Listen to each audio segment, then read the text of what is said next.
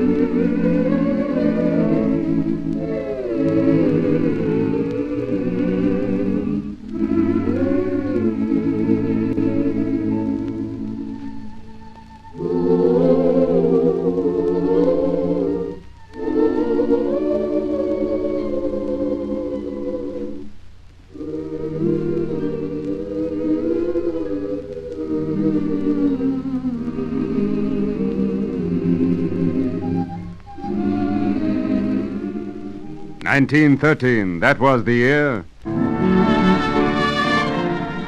February 11. Taro Katsura, Premier of Japan, and the members of his cabinet placed their signatures to their final resignations, leaving the vacancies to be filled immediately by Count Tatsuo Yamamoto and his colleagues. Far across the Pacific Ocean, President Francisco I. Madero of the Republic of Mexico sits in his office within the ornate National Palace, on the very site of the residence of Montezuma.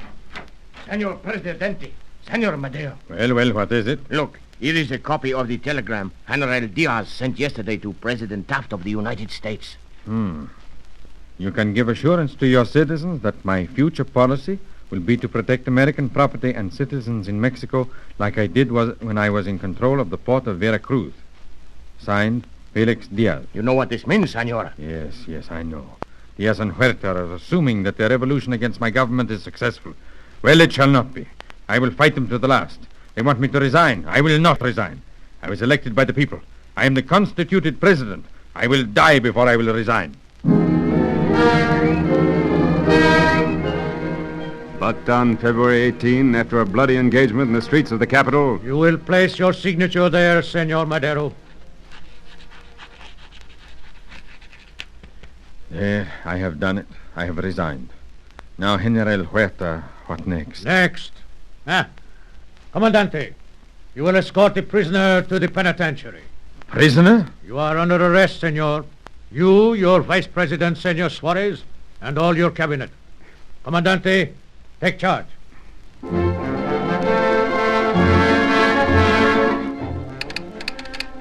President William H. Taft, Washington, D.C., USA.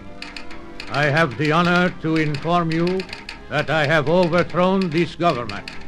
The forces are with me, and from now on, peace and prosperity will reign. Victoriano Huerta, Provisional President, the Republic of Mexico. But peace and prosperity proved elusive.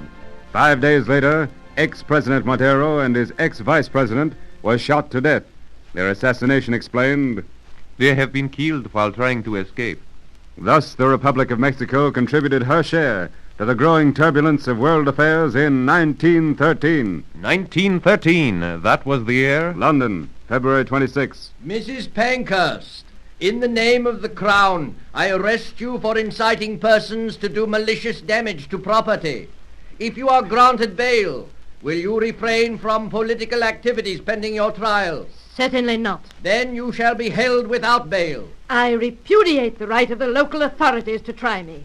Because I'm a woman, I've no control over their appointment. I refuse to conform to the prison discipline while on remand. I shall take no food from the moment I enter prison. If I am alive when the time for the so-called trial arrives, the judge, counsel, and jury of men will have the shameful task of pretending to give a fair trial to a sick and undefended woman.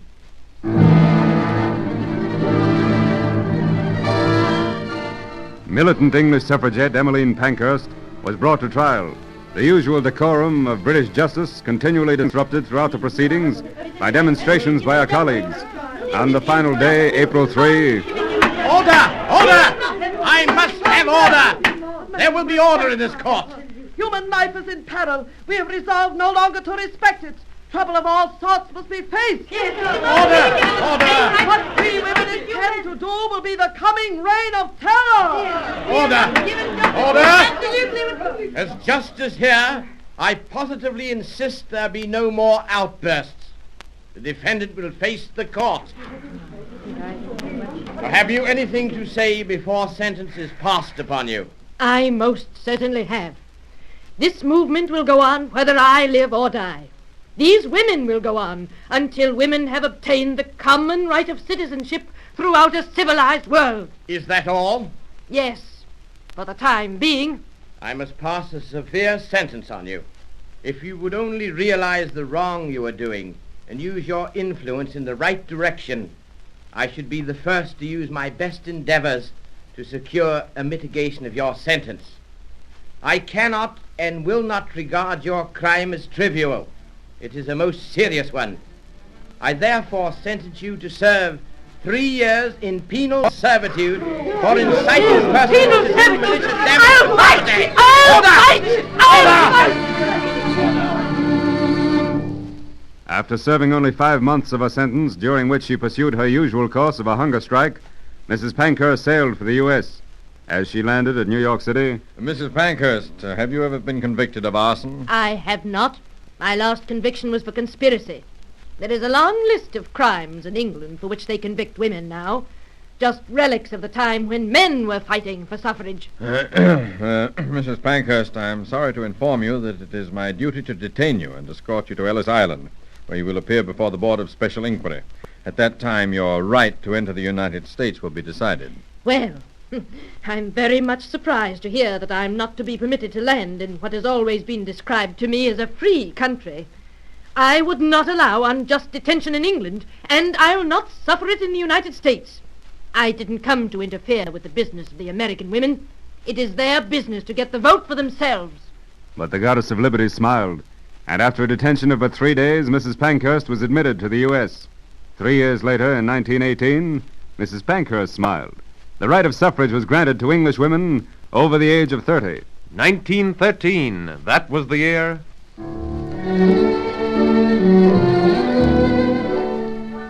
O thou tomorrow, mystery, O day that ever runs before, what hast thine hidden hand in store for mine tomorrow and for me?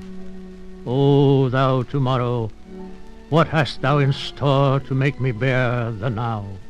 Cincinnatus Heiner, age 71, passed away in Oakland, California on February 17. The world knew him as Joaquin Miller, the poet of the Sierras, and the world mourned as his ashes were cast to the winds from the crest of one of the peaks in the Sierra Mountains he so loved.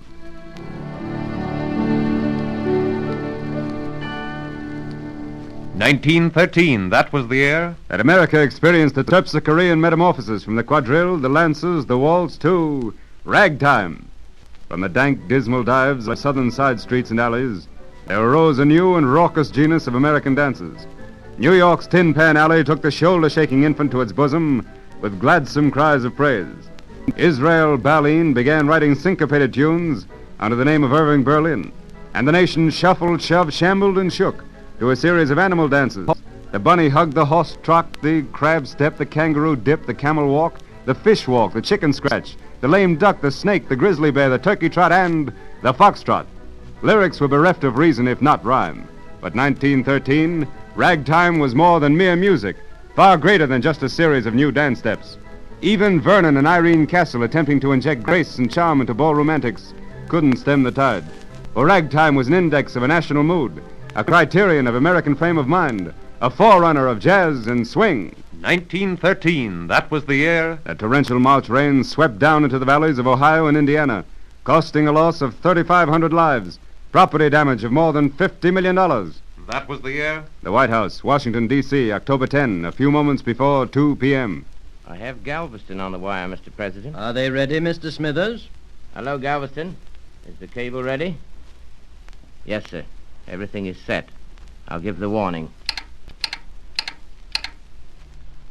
All right, Mr. Wilson. It's 2 o'clock.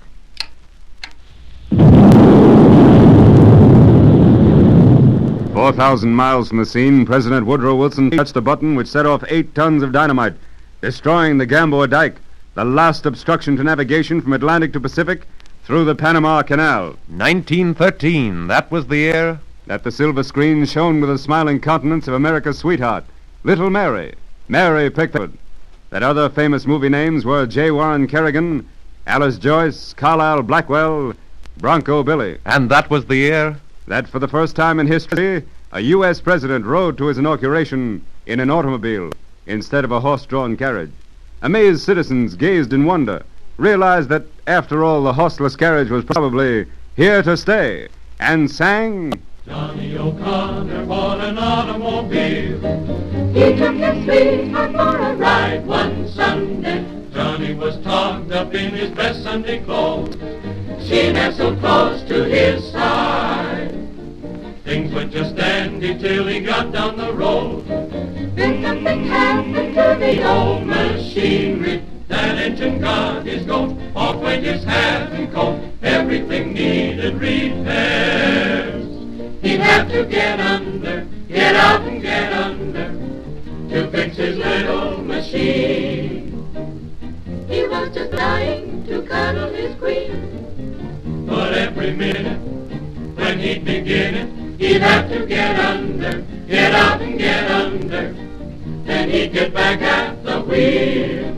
A dozen times they'd start to hug and kiss, and then the darned old engine, it would miss, and then He'd have to get under, get out and get under, and fix up his automobile.